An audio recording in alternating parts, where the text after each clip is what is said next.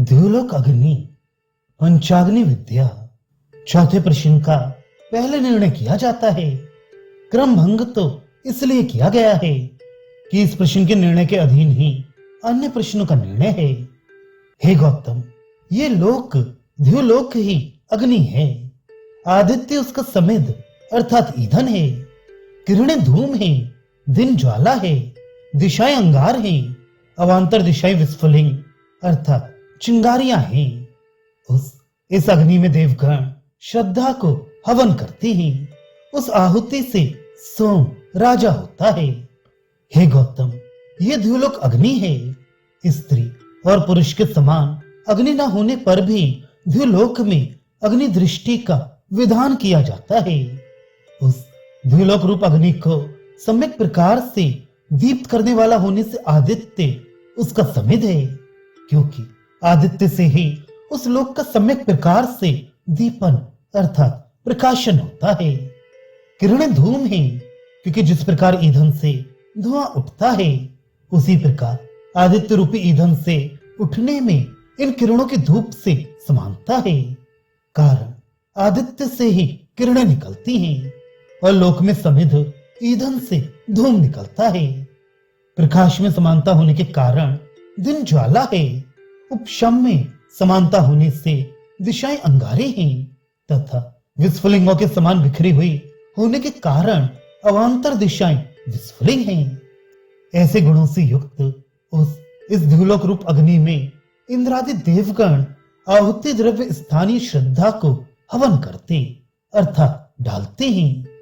उस आहुति से पितरों और ब्राह्मणों का राजा सोम उत्पन्न होता है। देवता कौन है, वे किस प्रकार हवन करते हैं और श्रद्धा संज्ञक हव्य क्या है, इन सब बातों का विचार करना है। इसीलिए हमने इस ब्राह्मण के संबंध भाष्य में कहा था कि तू इन सायकालिक प्रातःकालिक अग्निहोत्र की दोनों आहुतियों की ना तो उत्क्रांति को जानता है इत्यादि। इसी प्रकार उत्क्रांति आदि 6 पदार्थों के निर्णय के लिए अग्निहोत्र प्रकरण में कहा गया है। वे अग्निहोत्र की दोनों आहुतियां हवन की जाने पर उत्क्रमण करती अर्थात ऊपर उठती हैं। वे अंतरिक्ष में प्रवेश करती हैं। वे अंतरिक्ष को ही आहवनीय अग्नि करती हैं, वायु को समिध करती हैं और किरणों को ही शुक्ल आहुति करती हैं। वे अंतरिक्ष को तृप्त करती हैं, वे उससे भी ऊपर जाती हैं। वे द्युलोक में प्रवेश करती हैं, वहां वे द्युलोक को आहवनीय बनाती हैं और आदित्य को समिध इत्यादि प्रकार से वहां कहा गया है। यजमान की मृत्यु के समय अग्निहोत्र की आहुतियां साधन के सहित ही उत्क्रमण करती हैं।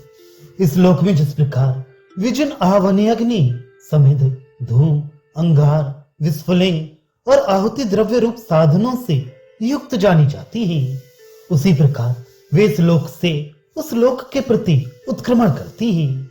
वहां सर्ग के आरंभ में अव्यक्त अवस्था में भी अपने परम सूक्ष्म रूप से अग्नि भाव से समिध भाव से धूम भाव से अंगार भाव से विस्फुलिंग भाव से और आहुति द्रव्य भी दुग्ध आदि आहुति द्रव्य भाव से ही रहते हैं।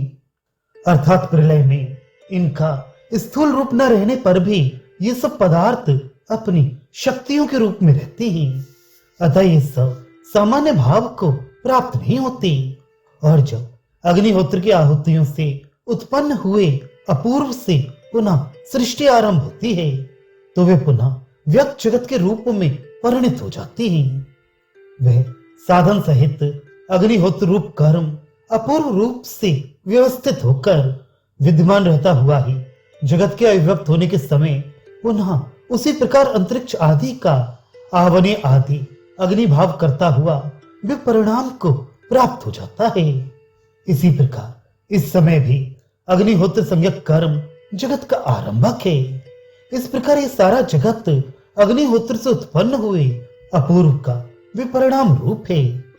अतः कि कर्म प्रकरण में आहुतियों की स्तुति के लिए उत्क्रांति से लेकर यजमान के पुनः परलोक गमन के लिए उत्थान करने तक 6 पदार्थों का निर्णय किया गया है।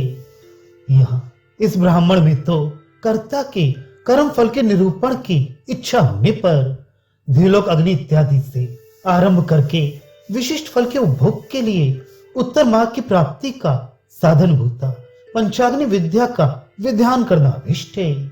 इसलिए द्विलोक अग्नि आदि दृष्टि प्रस्तुत की जाती है। अतः यहाँ व्यवहार में जो आध्यात्मिक प्राण अग्निहोत्र के होता है वे ही आदिदैविक रूप में परिणित होने पर इंद्रादि हो जाते हैं। वे ही वहां द्विलोक अग्नि में हवन करने वाले हैं। उन्होंने यहाँ इस लोक में अग्निहोत्र का फल भोगने के लिए अग्निहोत्र किया था। फल के परिणाम काल में भी वे ही उस फल के भोक्ता होने के कारण उस स्थान में वैसे वैसे ही रूप से परिणित होकर देव शब्द वाच्युए होत्रत्व को प्राप्त होते हैं। इस लोक में जो अग्निहोत्र कर्म का आश्रय भूत दुग्ध रूप द्रव्य आवनी अग्नि में डाला गया था, वे अग्नि द्वारा भक्षित होकर अदृश्य सूक्ष्म रूप में परिणित हो कर्ता यजमान के सहित धूम आदि क्रम से उस अंतरिक्ष लोक में और फिर अंतरिक्ष से देवलोक में प्रवेश करता है। वे आहुति का कार्यभूत श्रद्धा शब्द वाच्य अग्निहोत्र संबंधी सूक्ष्म आप सोमलोक में कर्ता के शरीरांतर का आरंभ करने के लिए कर्ता के सहित द्युलोक में प्रवेश करते हुए हवन किया जाता है, ऐसा कहा जाता है। वह वहां द्युलोक में प्रवेश कर सोम मंडल में कर्ता का शरीर आरंभ करता है। इसी से यह कहा जाता है कि देवगण श्रद्धा को होमते हैं। उस आहुति से सोम राजा उत्पन्न होता है। श्रद्धा ही आप है।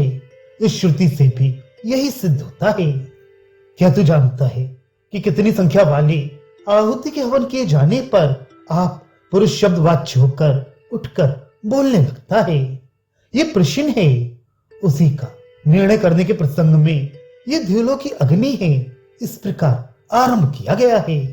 अतः ये निश्चय होता है कि कर्ता के शरीर का आरंभ करने वाला कर्म संबंधी आप श्रद्धा शब्द वाच्य है। अन्य भूतों की अपेक्षा जल की अधिकता होने के कारण आप पुरुष वाच्य ऐसा व्यपदेश किया जाता है। ऐसी बात नहीं है कि अन्य भूत है ही नहीं। शरीर का आरंभ कर्म प्रयुक्ति है और कर्म आपसे संबंध रखता है।